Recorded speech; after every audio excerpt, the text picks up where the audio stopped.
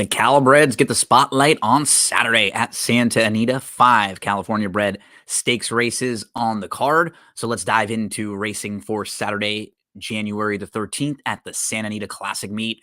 DRF has past performances, DRF picks, and clocker reports every racing day throughout Santa Anita's meet. So whatever you need, whenever you're going to get ready to handicap the races for Santa Anita, make sure your first stop is at drf.com.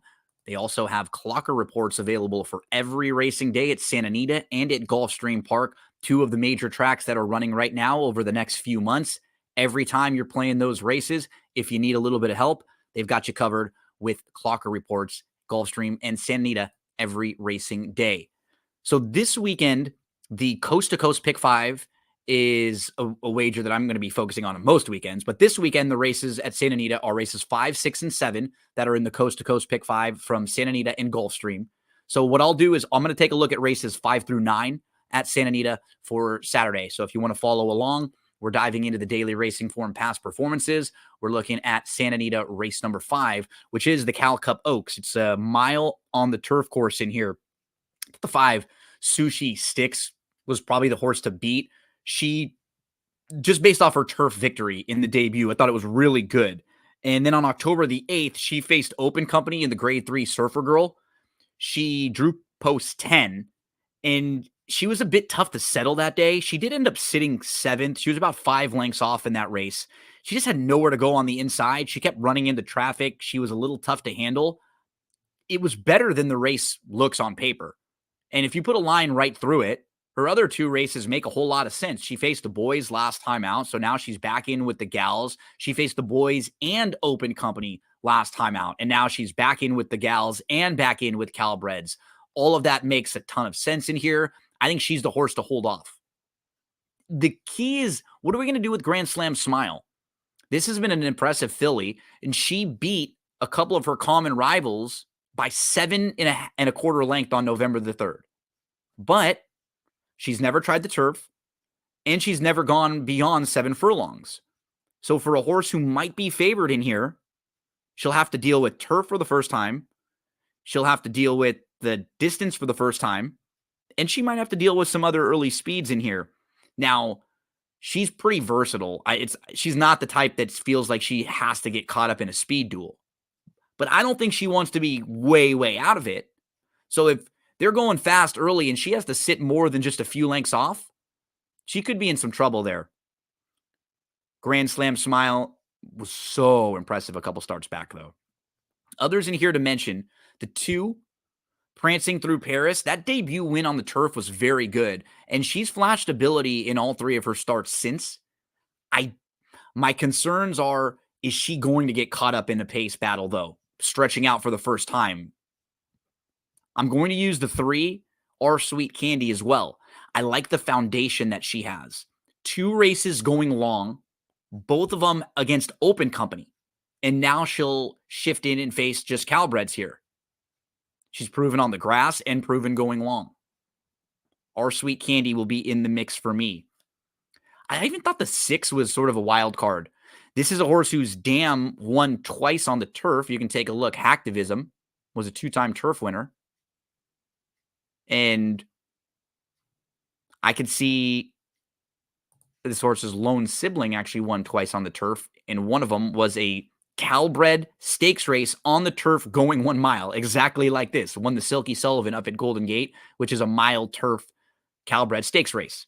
So 1 mile on the turf should be right up the alley of recalcitrant here. If you're looking for a big price to throw in, this horse is going to be 15-1. She's 15-1 on the morning line. She should be a very fair price, and she'll at least be part of the early pace. She might be the quickest in here. So I'll end up using 5, 2, 3, 9, 6 would be my next horse on deeper tickets. Those are the 5 horses that are all in the mix for me. I like the 5 the most in here. Maybe play a horse to win if we get over 5-2. This might even be a spot where on 1 or 2 of those pick 5 tickets, I would single the 5 Sushi Sticks here. And then if you wanted to go a little bit deeper on another one, I mentioned the others, 5, 2, 3, 9, 6. That's race 5 at Santa Anita, the Cal Cup Oaks. Moving to the 6th race. It's a Calbred race. It's a first level allowance, optional 20 claimers going 6.5 on the dirt course here. I like the number 3, Minister Shane, quite a bit. I think he's a short price that makes a lot of sense in here. So the 2 horses that I'm going to use all over, 3 and 8. Let's start with Buck Owens because he's a little bit better of a price. If you just focus on his dirt races, they're really good. Last time out, he was 3rd, going a mile at Los Alamitos. What do we notice about that race when we look at the chart? The winner, Red Cross Knight, went wire to wire, so there was no passing in that race. 2 starts back, Buck Owens lost to a horse named Devil Moon. What do we notice about that race?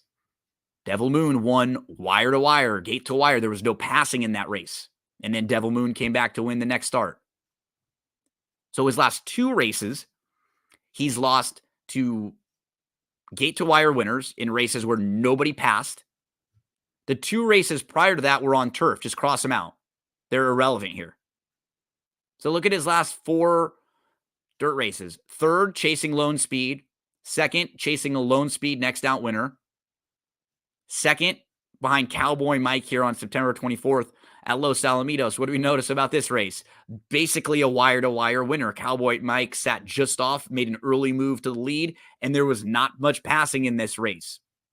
So a lot of these recent races on the dirt, Buck Owens has run well, even in spots where he's chasing Lone Speed. Look at this one. Tapatio Leo, Lone Speed, Super Chief.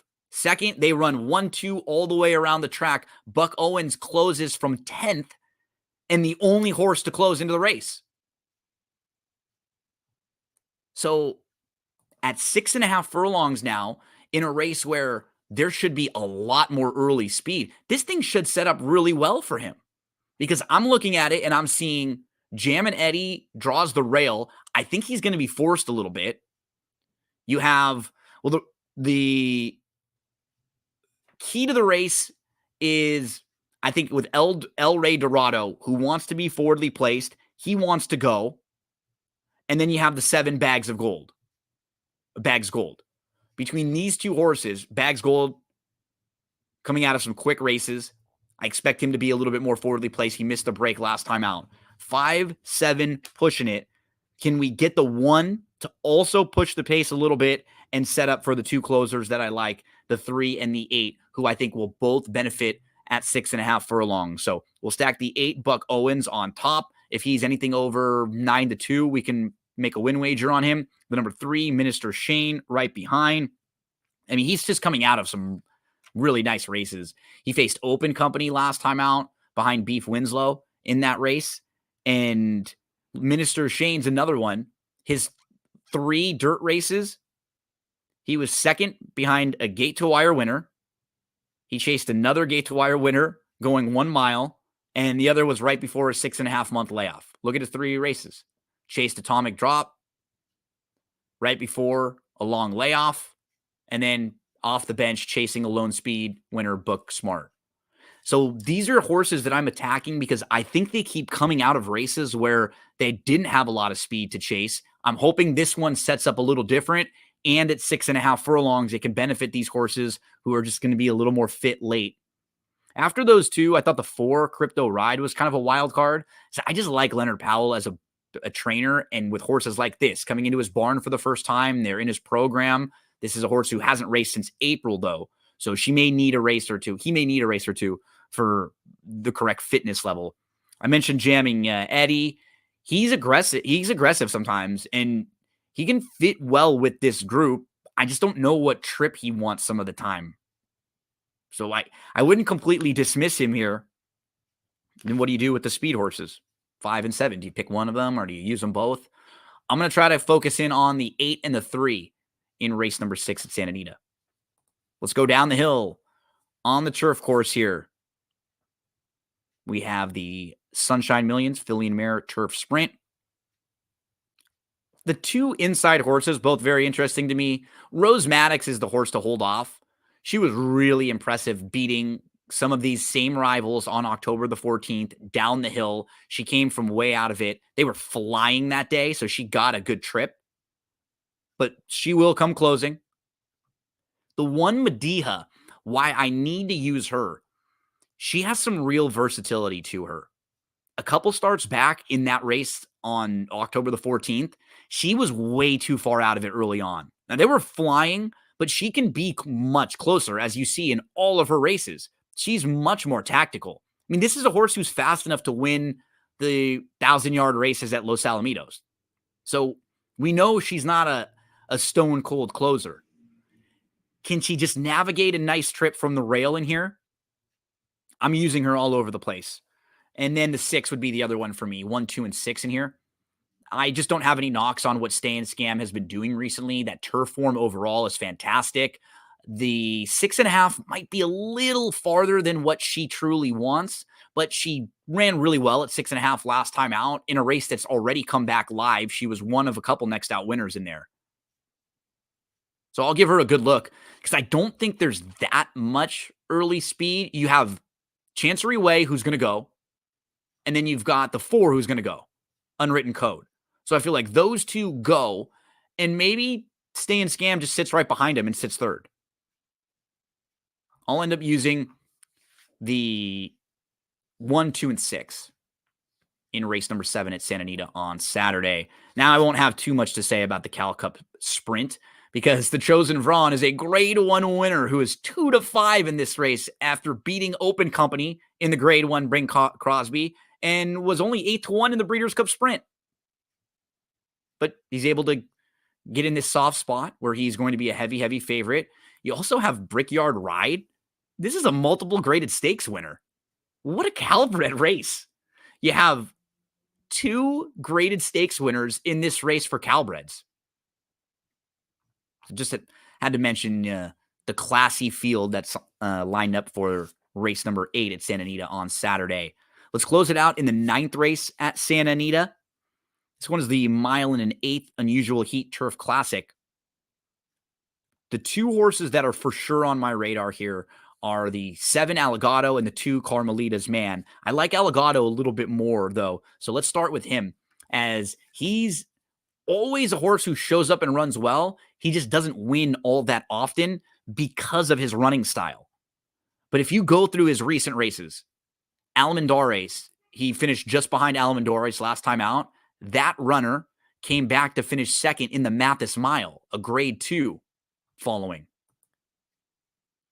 And after that, or before that, that was on December the 3rd. On November the 2nd, Allegado was behind a wire-to-wire winner, Tio Magico. The runner-up that day is a horse named Cash Equity, who's also a classy horse, graded stakes placed. We saw just a few starts back in the Del Mar Handicap. So now we're going through all of his recent races, and he's losing to nice horses or in races where there's no early pace. How about Seal Team? He finished behind Seal Team in here. Seal Team came right back to win the Grade 2 Twilight Derby with a 90 Beyer speed figure next time out. And I'm focusing on Allegado because I'm looking at the way I think this race will shape up. Let's go from the outside in. You have the 9 Catalina Eddie, who I think is an interesting price horse to use, but he's going to be forwardly placed in here. You have the 6 Silent Heat. He wants to be forwardly placed in here. The 5 Kings River Knight. He wants to be right on the lead or very close. He's stretching back out from 6.5 furlongs. You have Bally's Charm. And really, with Bally's Charm and Kings River Knight, those are the 2. They're major players, and they're both really, really fast. So now you throw all of them, 4 or 5 possible speeds in here. This could be a race that sets up well for the closers like Allegado or Carmelita's Man, who actually was the winner of the California Dreamin' just 3 starts back. And Carmelita's Man, we saw in this race last year, was actually favored and had some trouble, and then went on a stretch of races where he was getting unlucky. He kept getting caught in trouble. We know what to expect from him. He's a deep closer. If they go fast, he's early, he has a chance. If not, Kings River Knight and those Bally's Charm, they're always going to beat him in smaller fields or in races where they're able to dictate and he doesn't get the trip. But don't let that sway you off of him, because once he gets back into a field where it sets up for him, he'll come running. Carmelita's man, 5-1 on the morning line. Others in here that makes sense to me. I thought the 8 Pasarondo, based on running style, he could come running late. The 9 Catalina Eddy, who I had just mentioned, and then the 5 is the horse to beat, no doubt about it. Kings River Knight. There's a look. Some of my thoughts on the Saturday card at Santa Anita. Good luck this weekend at Santa Anita. And remember, anytime you're looking at the races at Santa Anita, you've got to go to drf.com for those PPs, clocker reports, and DRF picks. Clocker reports for Santa Anita and Gulfstream every racing day at Santa Anita and Gulfstream. Good luck this weekend on Saturday. And if you need a little help, I went through the Saturday Gulfstream races, some of our best bets with Barry Spears. If you follow me on Twitter, it's me, Gino B is where you follow me. I have that posted as well, so you can get some help with Saturday Gulfstream Park. If you want help with the NFL games for this weekend, we previewed all 6 of the Super Wild Card weekend games. Let's have a fantastic weekend, everyone. Good luck.